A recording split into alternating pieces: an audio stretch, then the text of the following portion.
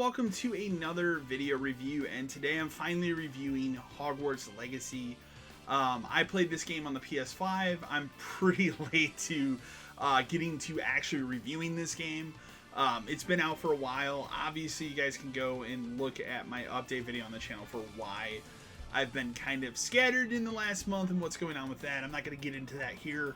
I'm only going to preface this video very quick by throwing in just a quick input on the controversy surrounding this game.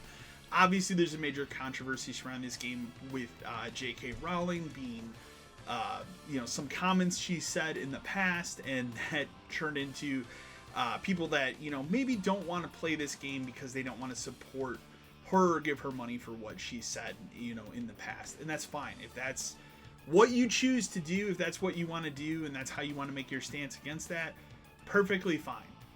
On the flip side of that, I don't think that those same people should be telling other people what they should and should not do, what they can and cannot play.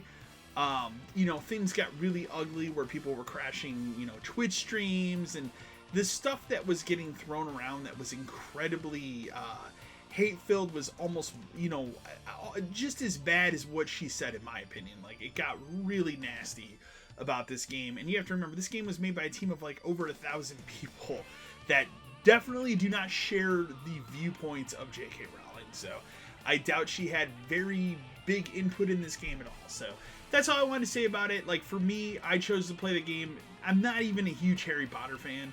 I'll explain why I was excited to play this game in a second here, but I just wanted to address the elephant in the room. Let's go ahead and move forward with the reviews. I played this game on the PS5. I put in about 50 hours. I did not get 100% in it. There's a shit ton of stuff to do in the game to get 100%. It probably would take you like upwards of 80 to 90 hours. I don't know if I'm going to dump that into the game to finish it, but I have had a really good time with it. One of the things I'll say here, and I want to preface it, like, as far as how I feel about Harry Potter as a franchise, I grew up reading the books like most people my age. I read all of them except for the last one, because by the time the last book came out, I said, they'll make a movie of it. Like, who cares? Obviously they did, So I didn't really care at that point to read the book. I just watched the movies. I saw the movies. If I were to go back, I'd tell you, like, I think those first two movies that Chris Columbus directed are incredible. And I think slowly after that, they kind of just, got worse and worse as they went on in terms of quality. They're not like they're bad movies or anything like that, but I don't think they had the same magic, pun intended, that the original two directed by Chris Columbus did. But that's kind of my feelings on Harry Potter. The reason I was excited about this game was it seemed to be combining elements of two game franchises that I really like. Bully, which is one of my favorite games of all time, and the Fable franchise. And I'm happy to say, after putting 50 hours in this game, that is the best way I can describe Hogwarts Legacy to maybe someone who's not a Harry Potter fan, which is, it is like playing a game that mashed up Bully and Fable. And that's kind of what you have. So if you're maybe an Xbox fan out there who's been waiting for fucking Fable to come out, maybe play Hogwarts Legacy. Because it might actually scratch that itch for you. One of the really smart decisions they make right off the bat in this game is that they take your main character that you play as, you create that character. It's set like 200 years before the events of Harry Potter, so you don't have to worry about anything like that. You are a fifth-year student, so they kind of shoehorn you in as an older young adult, which is important, because I think if you started this game as a first year, it wouldn't make sense story-wise. And it is the Harry Potter power fantasy that I think a lot of people have always wanted in a video game form, but they've never been able to do until now. It's made by Avalanche Studios. These are the people that did the Just Cause franchise. They've done that Mad Max game. I think that's bad, but some people like it. They most recently did Rage 2, which I had no desire to play. And then they've been working on this. Part of their team has been working on this for like the last 5 years. So, just like off the cuff, I think it's a fantastic fucking game. Like, I've had a real blast playing through this game. You jump in, you can create your character, you can choose whatever options you want to be, And then after that, you kind of go through, you know, like the early parts of the story. But one thing that I think Hogwarts Legacy does really well that a lot of open world games don't is they don't gate you into a specific area. Once you get the broomstick and you're able to fly around, which is within the first 3 hours, you can fly to about 70% of this map, which the map is huge. So if you're going into this game just thinking, oh, you're just spending all your time at Hogwarts, no. The map is huge. You can go to the town Hogsmeade, which is very prominent, obviously, in Harry Potter. And then you can go to the surrounding countryside, and there's other little towns and stuff. There is like 30% of the map that is gated off until a certain part of the story, and then that'll open up. But the map is actually surprisingly really big and very, very fucking detailed. And that's another thing that I think is really striking about the game. Each area really feels like it comes alive. Like the very dark, like thick forest area, like you feel like you're in a dark, thick forest. If you go on the coastline, you feel like you're on a coastline. You go in the school, obviously the most detailed part of the game is the school, and I think they nailed that part of it.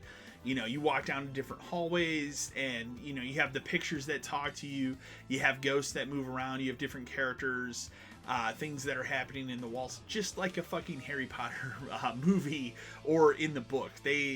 Attention to detail here and lore is top notch, and I have to give them credit because it really pays off in a very, very big way in this game. The story of it is fine. It's your typical like power fantasy story that you would expect from this kind of game, and that's fine. I had no problem with it. Would I say it's the best story I've ever seen in a video game? No. You're not going to go in expecting like the original Last of Us level story here, but it's serviceable enough. Where this game shines is its side content, its side quests, and just the freedom to explore. And I think that's the best aspect of Hogwarts Legacy, is there's so many things to do. There's so much side content. If this team decided, hey, we're not going to do any DLC for this game, I would be content knowing, you know what, I got my money's worth out of this game. If they do DLC, that's great, but they don't have to. I would be perfectly fine. Where I have some negatives with the game, the biggest negative I would point out is Avalanche. This is their first, like, I'd say AAA title. I wouldn't sit here and say Just Cause is a AAA game, or that Mad Max game was a AAA game, or Rage 2.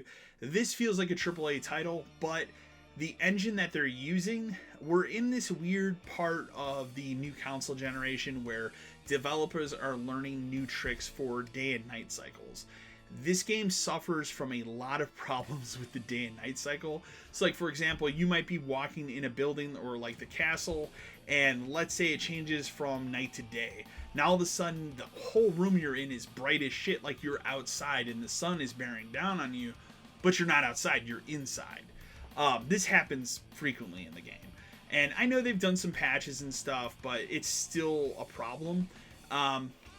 You know, the game itself visually is incredibly stunning. Like, all of the animation, the artwork, the open world of it, it's very breathtaking to look at.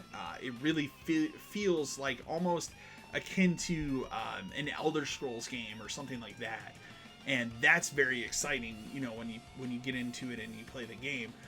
Combat is really good in the game too. It reminds me of Batman. Like, they definitely, you know, this is a game published by Warner Brothers. They definitely took some of the elements of the Batman combat and kind of, you know, attached it here with like the lock on and having enemies surround you. The way that you learn spells is pretty easy, but the spells can be devastating. One other thing I really appreciate about this game is they give you the choice. Do you want to, you know, learn dark wizard shit, or do you want to be a good person? And I chose to learn that dark wizard shit. And let me tell you, like, you can use some of those curses and stuff, and like, they really make you feel like you're a badass motherfucker when you're using those curse spells and stuff. Like, it's kind of crazy. So really just an excellent game. It was an excellent way to kind of start this year. You know, we had the Dead Space remake that was really good, but this is the first, like, of the year brand new title And it's still not even out for last gen systems like Xbox One, PS4. That's been delayed till I think May as the time of this recording. So this game is a great showpiece for PS5 and Series X, and I would say, like, if you're still on the fence, like if you're still somebody out there that's, you know, got a PS4 and you haven't bought a PS5 yet, which now you can pretty much walk into a store and buy a PS5 if you want to, this is a great title to buy a PS5 to play. You know, you'd have that, you'd have Horizon, God of War. Like, the time is now to invest in PS5, and it's only going to get better. But as a next gen game, this is a really good example of a good one. So for me, I'm giving it an A-. I really enjoyed my time with Hogwarts Legacy. I probably would suggest, I mean, we're only in March, but this game will easily probably crack my top 10 at the end of the year. I've really enjoyed my time with it. I'd love to know if you played Hogwarts Legacy. Did you enjoy your time with it as well? Please be kind in the comments. Don't start any bullshit with the controversy or anything like that. Remember to like, share, and subscribe to the channel. And as always, until next time.